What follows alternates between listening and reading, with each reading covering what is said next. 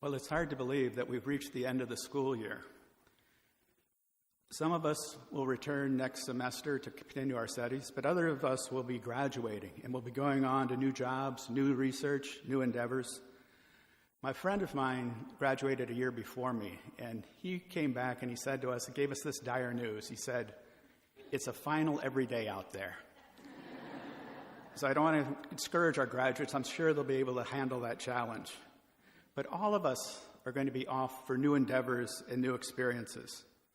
Life is a succession of beginnings and endings. Whether young or old, we are a pilgrim people trying to find our place in the world, in our community, and in our church. And as we approach the end of the school year, we ask a simple question. What is God asking of us at this moment? For those who are older, we understand that life is a succession of starts, false starts, abandoned beginnings, momentary successes, temporary endings, but always challenges. My sister said to me when I came to San Diego a few years ago to start a new job, she said, "What are you worrying about? You're on the downside of your career." And she's added to that now I'm careening down the side of my career. But wherever we are on our life's journey, we're called to take responsibility for our lives. The successes, the failures, what we do, we take responsibility for that. In today's first reading, we have the story of Adam and Eve, and they have eaten from the forbidden tree. And this is typical of human beings. They want to pass the buck. So God comes and questions them. And Adam, of course, passes it off on the woman. "She told me it was the woman's fault."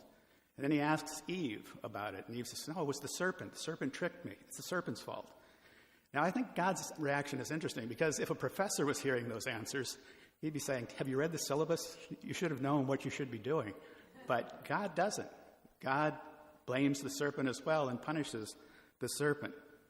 But at the root of Adam and Eve's sin is the reality that they don't know who they are. The serpent tempts them. He tempts them and says that if you eat from this tree, you will be like gods. That shouldn't be a temptation for Adam and Eve, because we've been told that Adam and Eve have been made in the image and likeness of God. So the temptation to be like God means nothing. The problem for Adam and Eve is they don't know who they are, they don't know where they are, and they don't know what they are. Through all of our beginnings and endings, we strive to know who we are. There's going to be times of discouragement. This last week I don't want to say celebrated, but we commemorated the 50th anniversary of the assassination of Robert Kennedy. And 2 months before that, we celebrated the 50th anniversary of the assassination of Dr. Martin Luther King Jr. It was a very profound experience for me because it was really my first political awareness, the first campaigns that I'd been involved with. Both represented the poor, the oppressed, the outcast. Both enunciated what we call the preferential option for the poor. Both spoke of the need to create a beloved community. Both offered hope. And both were taken to us much too soon in a very shocking fashion.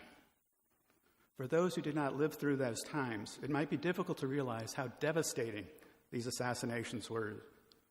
But we do have intimations of it in our own time with the mass shootings and the school shootings. The activist Tom Hayden captured the despair very well. He said he went to the cathedral in New York, St. Patrick's, and he stood by the casket of Bobby Kennedy, and he wept. And as he went back to his pew, this is how he remembered it. He said, "I returned to my pew and wept alone.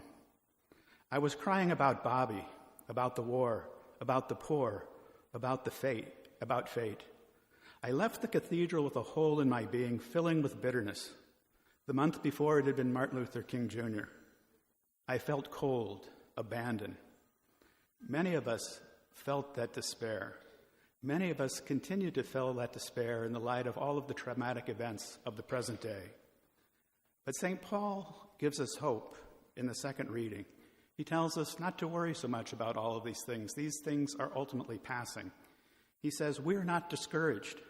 Rather, although our outer self is wasting away, our inner self is being renewed day by day. For this momentary affliction is producing for us an eternal weight of glory beyond all comparison. As we struggle through our beginnings and endings, we know that the ending will be a great one. Bobby Kennedy put it in a different way. In his eulogy for Martin Luther King Jr., he quoted Aeschylus, and this is what he said. He said, "In our sleep, pain, which cannot forget, falls drop by drop upon the heart, until in our despair, against our will, comes wisdom through the awful grace of God." The awful grace of God. In our beginnings, in our endings, our successes and failures, in our fulfillments and our disappointments, our lives are permeated and held together by the awful grace of God. And in the gospel, Jesus gives us further hope.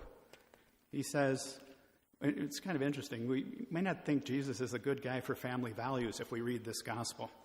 First of all, his family shows up, and it's typical of family. They're upset about him, and they think he's crazy. They say he's out of his mind, and they want to seize him and take him away.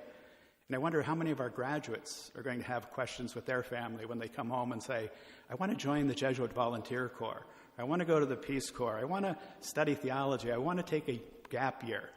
We might have their own struggles. But Jesus gives us this great good news.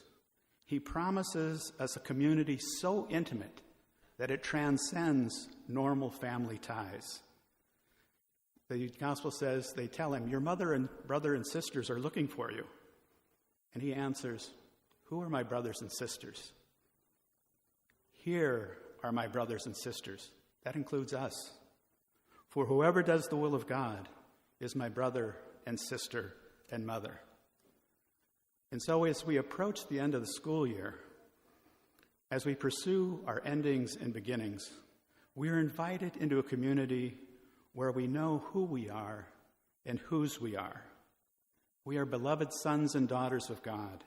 We are members of Jesus' beloved family, a family that will be with us through all of our beginnings and endings.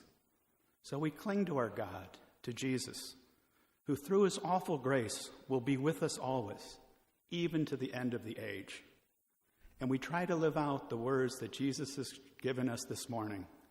Whoever does the will of God is my brother and sister and mother.